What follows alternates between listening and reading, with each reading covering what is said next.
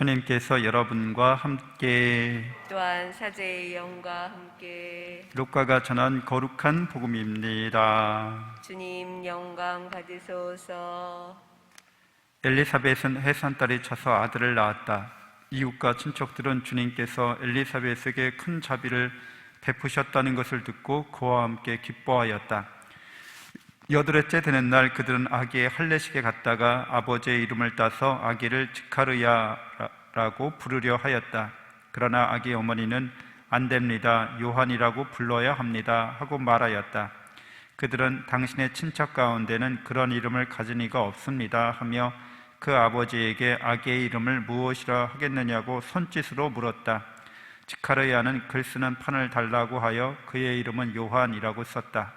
그러자 모두 놀라워하였다. 그때 지카르야는 즉시 입이 열리고 혀가 풀려 말을 하기 시작하면서 하느님을 찬미하였다.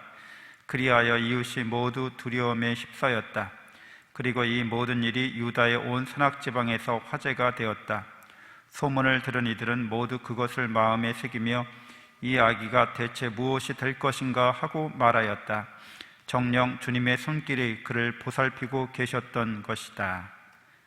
주님의 말씀입니다. 그리스도님 찬미합니다. 찬미 예수님, 하나님의 복동이 사랑합니다. 사랑합니다. 네, 오늘은 같이 성경 통독 강론 16장서부터 이제 34장 신명기 끝까지 함께 나누도록 하겠습니다. 신명기 이제 전 장에서 성소, 유일한 성소 12장에서 이야기하면서 거룩한 장소를 강조합니다.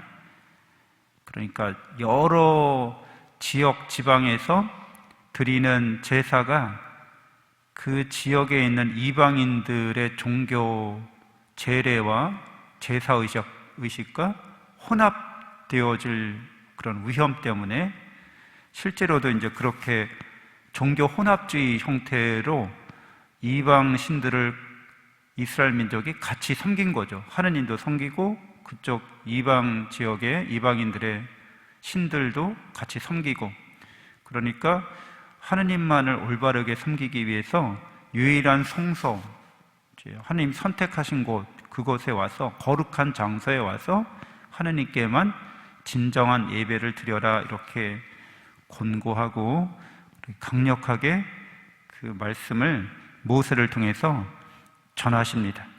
오늘 16장은 파스카 축제, 또 주간절, 초막절, 이런 이스라엘의 고유한 축제를 잘 이행하도록 그렇게 권고하고 있어요. 이것은 시간에 관련된 성화, 거룩하게 하는 것을 말하는데, 그 이방 민족들의 우상 숭배자들의 축제들이 있는데요. 그런 축제들은 자연 현상, 자연의 순환을 반복하는 겁니다. 그러니까 봄이 와서 이제 농사를 시작하게 되는 그때 보통 이방 종교에서는 그런 이제 자연 현상을 신화적으로 설명하잖아요. 그래서 그리스 신화만 해도 땅의 여신 데메트리오가 페르세포네, 자기 딸이 이제 하데스의 그 지하에 내려갔기 때문에 그 자기 딸이 지하에 내려가 있는 동안은 이제 겨울이 되는 거예요. 그때는 농사에 관련된 일들을, 곡식에 관련된 일들을 하나도 하지 않는다는 거죠. 봄이 오면 이제 딸이 지하에서 지상으로 엄마를 만나러 오면 그때 만물의 생기가 돋는다, 이렇게 설명하는 거예요, 신화적으로. 그리고 하늘과 땅에 그런 천둥과 번개가 치면서 비가 내려야 이제 땅이 비옥해지고, 또 그런 현상들을 이제 신화적으로 그런 천둥의 신과 땅의 여신이 서로 결합하는 거다, 이렇게 설명하는 거죠. 그걸 신화적으로 이야기를 만들어내서 실제로 신전에서 그런 일들을 모방하는 그런 남창과 여창들이 있었던 거죠. 그러니까 그런 일들을 보면서 사람들이 그거를 계속 반복하는 거예요. 순환적으로. 그러면서 만물이 다 풍성해지고 자기들이 번영하게 된다고 그렇게 신화적으로 믿고 있었던 거죠. 근데 성경은 그런 모든 자연 현상이 신들이 아니다 이렇게 이야기하고 있어요. 그걸 이제 탈신화화라고 해요. 신화에서 벗어났다는 거예요. 저런 천둥 번개나 땅에서 곡식이 솟아나는 거나 신들이 그렇게 어떤 사건을 일으켜서 그걸 기념하고 또 자기들도 신들을 따라서 모방하는 행위를 통해서 그런 일이 일어나는 게 아니다. 다 하나님의 피조물이다. 하나님께서 창조하신 것들이다. 그렇게 이야기하는 거죠.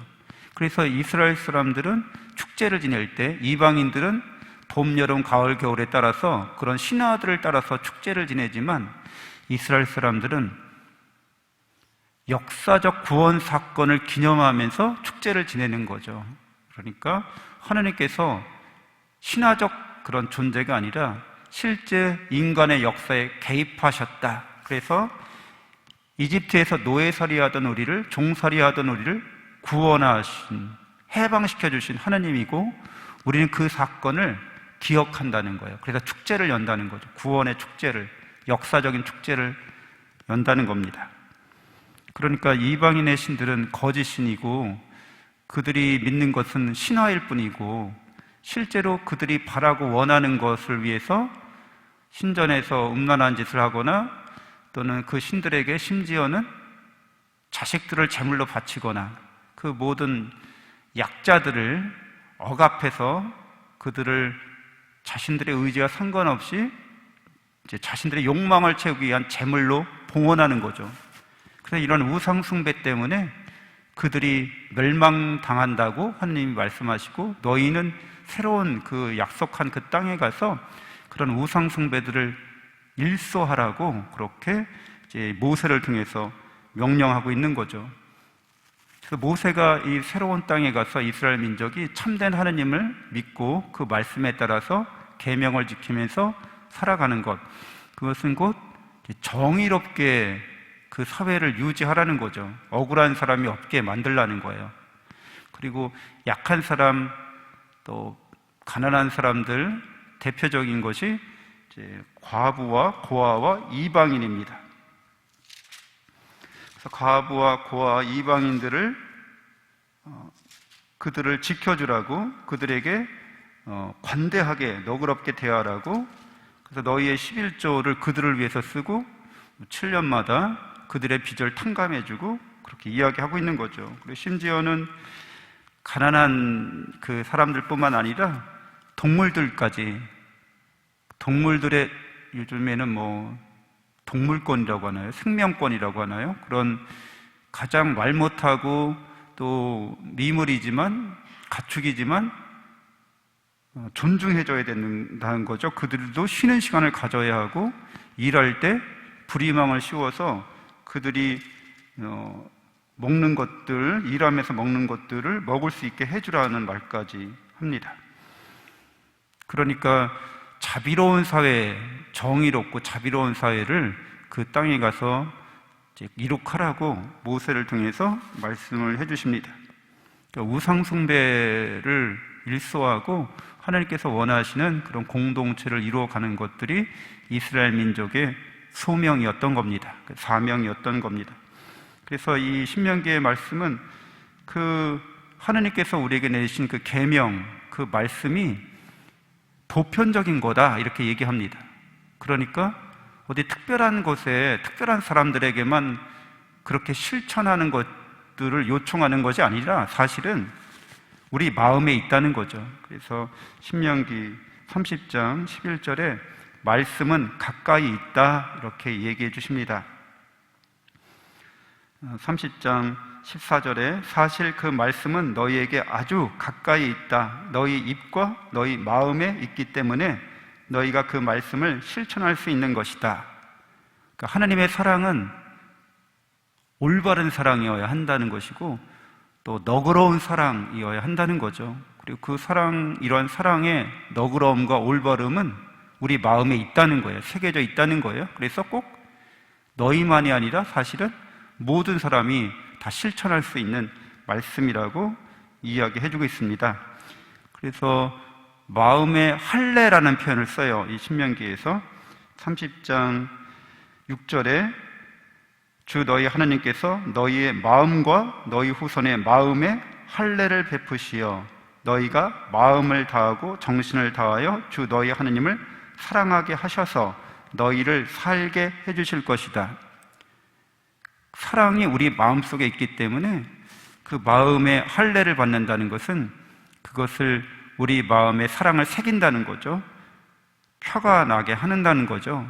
그래서 표식이 되게 해서 그것을 실천하면 우리가 살리라는 거죠. 생명을 선택하여라 라고 우리에게 공고해 줍니다.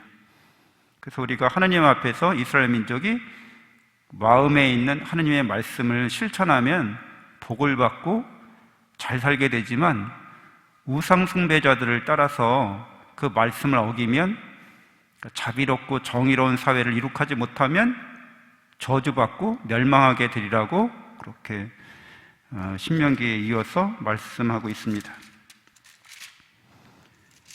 그리고 이 신명기의 말씀은 7회마다 율법을 읽어야 한다라고 이야기해주고 있어요. 그러니까 이스라엘 민족이 매년 구원의 축제를, 역사적 구원 사건을 기념하면서 하나님의 말씀에 따라 자신들이 살아가야 하는 그 삶의 마음에 새겨진 규정들을 지키기 위해서 성경을 읽을 것을, 이 율법서를 읽을 것을 권고하고 있습니다.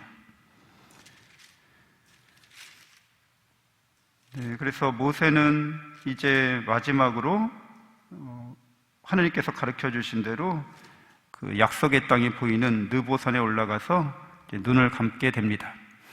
우리는 이제 곧 여호수아기로 넘어가게 되는데 모세의 후계자인 여호수아가 실제로 약속의 땅에 들어가면서 이스라엘 민족과 겪게 되는 일들을 우리에게 성경은 전해주고 알려주게 됩니다. 우리 역시 하느님의 말씀이 신명기를 통해서 늘 누구나 보편타당하게 지켜야 하는 사랑의 말씀이기 때문에 성경을 읽을 때 이런 사랑의 관점에서 성경을 읽고 또 우리 삶 안에서 하나님의 말씀을 사랑으로 실천해 갈 수 있어야 하겠습니다. 잠시 묵상하시겠습니다.